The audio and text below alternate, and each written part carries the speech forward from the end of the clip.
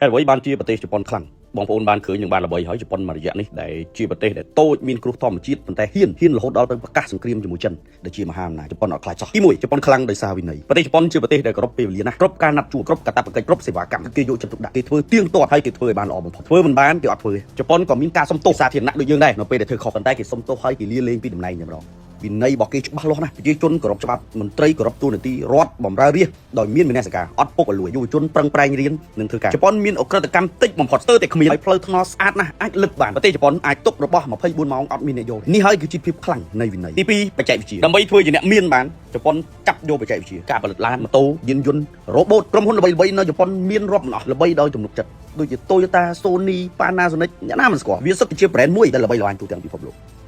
ទី3វិស័យអប់រំក្មេងជប៉ុនចេះសុជីវធម៌តាំងពីចេះអោនលំទោនចេះមានទំនួលខុសត្រូវរៀនហើយគេទៅរៀនគ្រប់គ្នាជប៉ុនគ្មានក្មេងសុំទានតាមផ្លូវទេជប៉ុនគ្មានក្មេងអង្គុយតាមសពទេនៅក្រោមស្ពានក៏អត់មានយុវជនជប៉ុនមានវិន័យប្រឹងប្រែងដើម្បីអនាគតប្រឹងរហូតដល់គ្មានពេលមានស្នេហាយុវជនខ្មែរយើងធំមិនទាន់ទេទឹកនោមផ្អែមអស់ហំមិនទាន់ទេបពាក់ពពួនគ្នាតាមកញ្ចុះតាមសួនគ្រប់កន្លែងឥឡូវនេះនាំគ្នាបង្វក់គ្នាចូលក្លឹបកំសាន្តសប្បាយវ័យកំពុងតែមានកម្លាំងកសាងប្រទេសបែរជាវក់វីបែរជាឲ្យគេទាញទៅលិចទាញទៅកាត់ខូចក្បាលស្រាអត់សំចាច់ស្រាផឹកជាងមហាសេដ្ឋីផឹកកាប់គ្នាអត់មានបានកាយទី4ជប៉ុន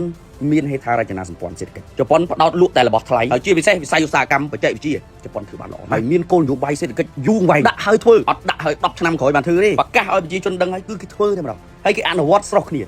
ចំណុចនេះយើងក៏គួរតែរៀនតាមដែរគម្រោងយើងខ្លះ10-20ឆ្នាំហើយអត់ទាន់បានធ្វើទេនេះជារឿងពិតហើយនេះជារឿងដែលត្រូវតែកែហើយខ្ញុំមិនដឹងថាពេលណាកែបានទី5សុវត្ថិភាពសង្គមជប៉ុនស្ទើរតែគ្មានអក្រិតកម្មប្រជាជនជឿជាក់គ្នាស្ងប់ស្ងាត់ស្តង់ដាររដ្ឋបាលនៅជប៉ុនខ្ពស់ណាស់ខ្មែរយើងលួចតាំងពីកញ្ចក់ឡានទៅទប់ប្រហែសបាត់កញ្ចក់លួចតាំងពីម៉ូតូតាំងពីទូរស័ព្ទហើយចាប់មិនងាយបានតែ